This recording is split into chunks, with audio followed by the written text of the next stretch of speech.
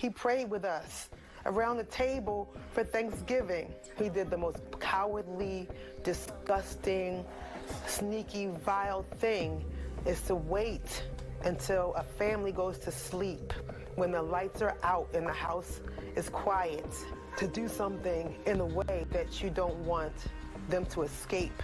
I can't forgive that. I can't forgive that. This is, again, one of the most evil, depraved acts we've seen here in this part of Delaware County and, frankly, in my law enforcement career. Due to this being a domestic violence case, authorities have not released the name of Aron Clark's former partner. But they have stated they both worked at the U.S. Postal Service at the time of their relationship. On December 3, Aron Clark's partner ended their relationship. Clark responded by physically assaulting her and sending threatening text messages. The unnamed victim contacted Darby police and notified her place of employment. 6 hours later, Aron commits the most evil act imaginable. Aron Clark knew Olivia Drasher had cerebral palsy and was paraplegic and nonverbal when he torched the house shortly after midnight on December 4. He was allegedly angry that her sister had broken up with him a day earlier. He couldn't kill the woman who was trying to break up with him, so he took it out on her paraplegic sister by intentionally torching the house when he knew the family was there in the early morning hours of Sunday morning on December 4. Other family members and a nurse were also inside the home at the time. They managed to get out, though the nurse remains hospitalized. The fire happened on the 600 block of Sharon Avenue in Darby Township. This was the culmination of a troubling few hours that followed Drasher's sister breaking up with Clark. After the breakup on December 3, Clark, who resides in Philadelphia, assaulted his former partner and continually sent her threatening text messages. He continued sending messages even after the fire, having snuck an Apple Watch in his rectum after being taken into jail for questioning. While in custody, he was sending more terroristic, threatening messages to Drasher's sister, just to further terrorize her after having killed her sister and attempting to wipe out her entire family. When police officers were alerted about the messages and tried to figure out what was going on, Clark assaulted them too. Evil act. Officials did not mince words today as they described their suspect in a deadly fire. Investigators say he even went so far as to taunt the victim's family. Tonight, Aron Clark is facing a whole list of charges, including murder, attempted homicide, arson, aggravated assault, terroristic threats, and stalking. NBC 10's Leah Uko has our continuing coverage on this story we've been following since this weekend. Leah.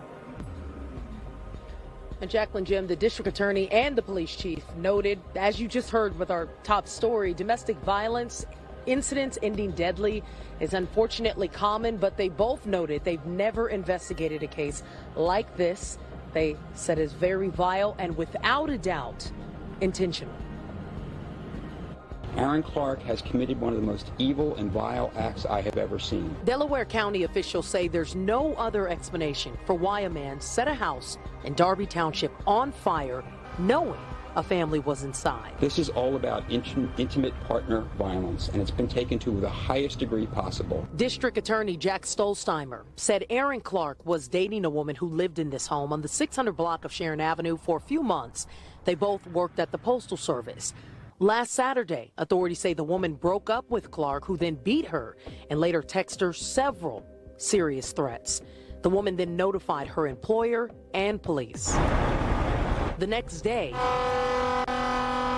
authorities say Clark arrived to her house and set it on fire. Other family members, a nurse, and the woman's twin sister, Olivia Drasher, who lived with cerebral palsy, were inside at the time. Fire crews and police could not get through the heavy smoke and flames to find Olivia. We know that he knew that the sister was in this house and was going to be unable to get out of the flames, which is just evil. Mr. Clark tried to kill 4 people because one of their family members did not want to be romantically involved with him anymore. Darby Township Police Chief Mike Sousa says officers arrested the 30-year-old 6 hours later, but discovered he was still sending threatening text messages to his ex while in their custody. He had secreted an Apple Watch inside his rectum in the cell just so he could send more threatening messages to further bring this home to this woman, what he did to her. And the DA says that when officers went to confiscate that Apple Watch from Clark, he attacked them. I'm told the nurse who got out that fire in time and survived is still in the hospital tonight. Aron Clark is charged with murder, attempted homicide, arson, aggravated assault, terroristic threats, and stalking. Prosecutors will work to ensure Clark will never see the light of day again. The family established a GoFundMe. It reads, "Our home at 613 Sharon Avenue in Sharon Hill was set on fire by an evil psychopath, and my little sister, Olivia Drasher, who is disabled and has cerebral palsy, was killed. She was only 20 years old. Her nurse, Ms. Sharon, was burned and inhaled smoke while trying to save Olivia. My mother was able to save Raquel Drasher, Olivia's twin sister. But my baby sister Olivia did not make it out. My family has lost everything. This man was harassing me because I did not want to be with him anymore. He was abusive and I wanted to get away from him. I went to work and filed a complaint and also filed charges against him in Derby. Then he set our house on fire while my family was in their beds. We are working with the police to get justice, but we are now homeless. Due to Olivia's medical condition, we were not able to obtain life insurance for her yet. But we never thought we would need it anytime soon because she was only 20 years old. My mother, Drina Drasher, is a veteran of the U.S. Army, and a Philadelphia police officer. She worked so hard to provide for her family and build her dream house, all for it to be burned away by a demonic human. My family and I are devastated by the loss of our Olivia and we need all your thoughts and prayers. The money for this GoFundMe will be used to pay for Olivia's funeral services and burial, and also to helping us find a new home. We don't have anything but the clothes on our backs. Any amount that anyone can contribute is greatly appreciated. Everything we have got destroyed in the fire. Please keep my family in your prayers, our hearts are completely broken." Olivia Drasher was laid to rest on December 22, 2022.